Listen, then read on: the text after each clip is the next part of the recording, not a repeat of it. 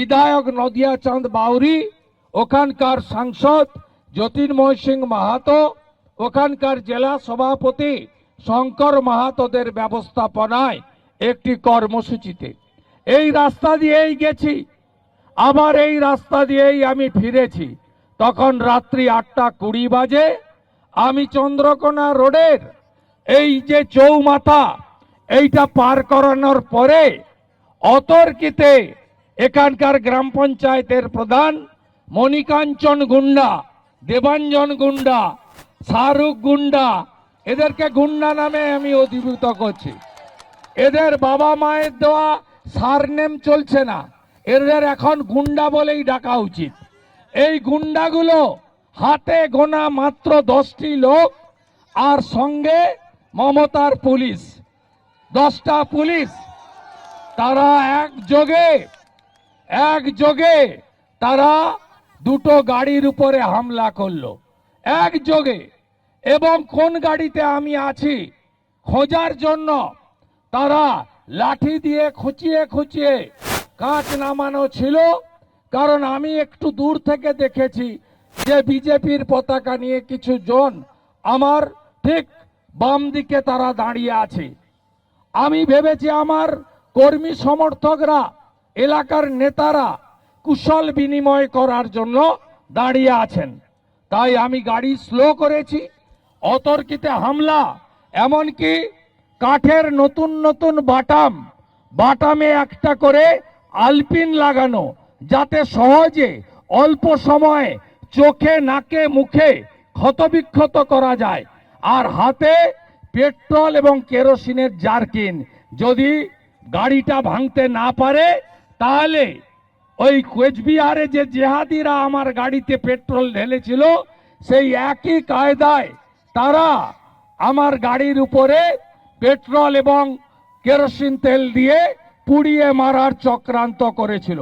এটা আর কিছু নয়, এটা সরাসরি আপনারা জানেন, সরাসরি বাংলাদেশে যে কায়দায় হিন্দুদের উপরে অত্যাচার হচ্ছে, পুড়িয়ে মারা হচ্ছে, গাড়ির উপরে আক্রমণ হচ্ছে, ওইখান থেকে শিখে পশ্চিমবাংলার বিরোধীদের প্রধান বিরোধী দল ভারতীয় জনতা পার্টি আগামী নির্বাচনের আগে যাতে সবাইকে শেষ করে দিতে পারে, ছোট আঙ্গারিয়া মডেলে সেদিন হামলা হয়েছে। এবং আমাকে মারতে না পেরে গৌতম কৌড়ি সহ আমাদের বেশ কিছু কার্যকর্তাকে তারা নির্মমভাবে আঘাত করে।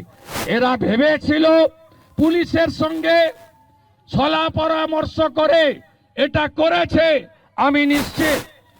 আমি যখন ওরা ভেবেছিল যে এইরকম তো প্রত্যেক দিন করছি, অন্য নেতাদেরও করছি, তাই এখানে বিরোধী দলনেতাকে করব, আর তিনি গাড়ির কাঁচ তুলে তিনি তার সিআরপিএফ সিকিউরিটি নিয়ে পালিয়ে যাবেন।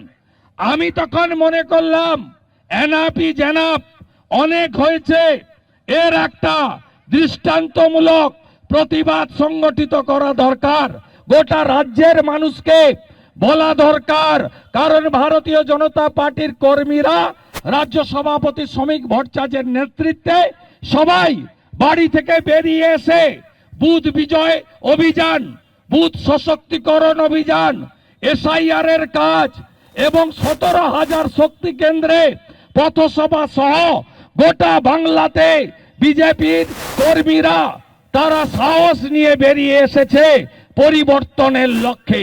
তাই আমি মনে করলাম যদি বিরোধী দলনেতা কোনো ব্যক্তি নয়, তিনি এই রাজ্যের প্রধান এবং একমাত্র বিরোধী দল বিজেপির একজন প্রতিনিধি। বিরোধী দলনেতা কোনো ব্যক্তি নয়। এই রাজ্যে গত লোকসভা ভোটে বিজেপিকে ভোট দেওয়া 2,33,27,000 মানুষকে প্রতিনিধিত্ব করে।